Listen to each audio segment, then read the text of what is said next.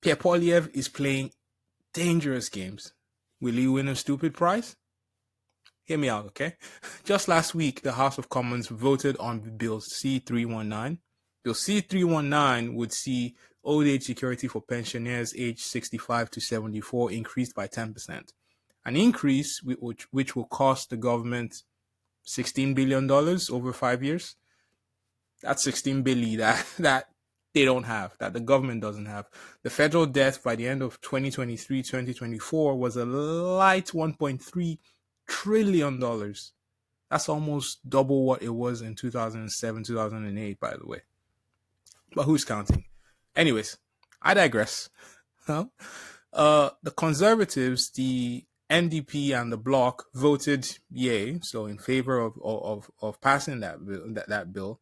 But most of the liberals voted against, voted nay. No matter, the bill was passed with a majority of 181 to 143 votes. All right, cool. Yay, stand up. Now sit down. We can't pay for that, fam. We can't actually pay for that. I just told you about the debt not too long ago. So here's where it gets interesting. The motion to pass this bill was put forward by the Bloc Québécois. Why is that important? Well, since Jagmeet Singh, NDP leader, ripped up that supply and confidence agreement propping up the Liberal government, the Bloc has stepped in. They have voted to keep the minority Liberals in power through the last 2 non-confidence votes. Let's just say these new bedfellows don't play nice. Where the NDP have been jerked around on national dental care and pharmacare programs for 2 years, it appears that the Liberals are about to be out-jerked by the Bloc. Their leader, Yves-Francois Blanchet, is literally the landlord from hell. He wants that extension to old age security, and he wants it by October 29th. This year, by the way. He said, and I quote, "There's nothing to negotiate. You do this before October 29th, or we negotiate with other opposition parties to have the government fall." Cold. It's cold, man. I don't know what you guys, how you guys see this, but that is cold. But you know what? I can understand why the Liberals would vote nay. Why they voted nay in this case. The Liberals are down bad. Well, that's old news. But recently, the Liberals have been looking to appeal to young voters. No one knows the importance of young voters more than Justin Trudeau. He won a majority in 2015 on the back of millennials. Well, he knows he will need all those votes again to even stand a chance against the Conservatives this round. Notice how Justin Trudeau has been talking a lot about restoring generational fairness lately. Well, that was a big feature of the 2024 budget as well. But let's talk about that generational fairness point a bit more, shall we? Consider this.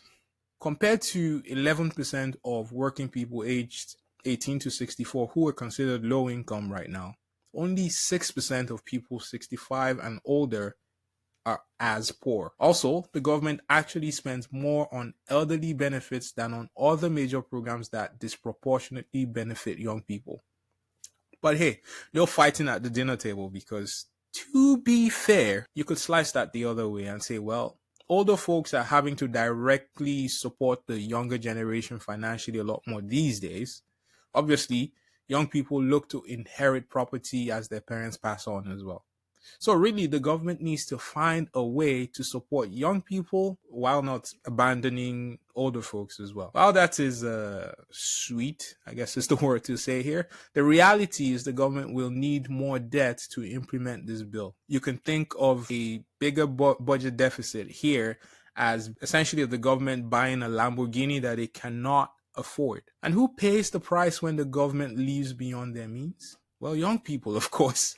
In the future, that may come in form of higher taxes or maybe unmitigated immigration. Immigration brings more working people, aka more tax dollars, in case that wasn't clear.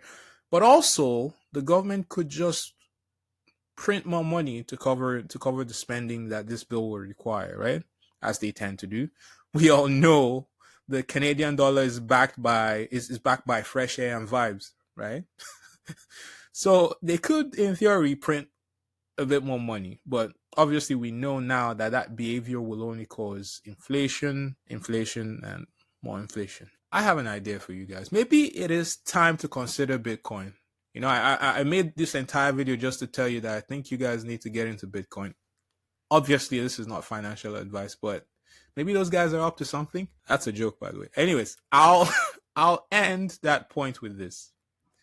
For sure, it is not a good look to have the Liberal government, the federal government at the moment, be openly held hostage by a party that most Canadians did not vote for. Like, it's a fact, most Canadians did not vote for the Bloc Québécois. And yet they're having such a strong influence on spending and on government policy. Anyways, besides the point. Something else makes me curious with this bill, though. Why would the Conservatives even vote to support the motion anyways? I agree to some extent that Granny and Grandpa have worked all their lives and paid their fair share for this country, and they should be allowed to enjoy their golden years in comfort. Still, why vote yay?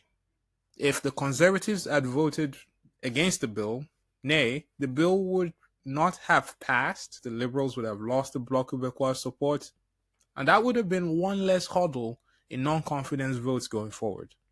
Carbon tax election, anybody? Done.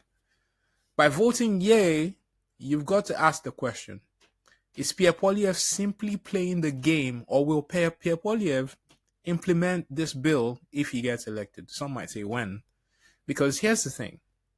Pierre so far has talked a big game about fixing the budget. He has talked about cutting spending. He has said on many occasions, $1 of spending is supposed to mean $1 of cuts and that kind of stuff. So what's up with this? Where do the Conservatives plan to find the money if they have to implement this bill? Strategically, though, this move boxes Justin Trudeau into a corner. Best case scenario, the Liberals implement this bill. No doubt they will piss off young people even more than they already are. Worst case scenario, they tell the Bloc Québécois to fuck off.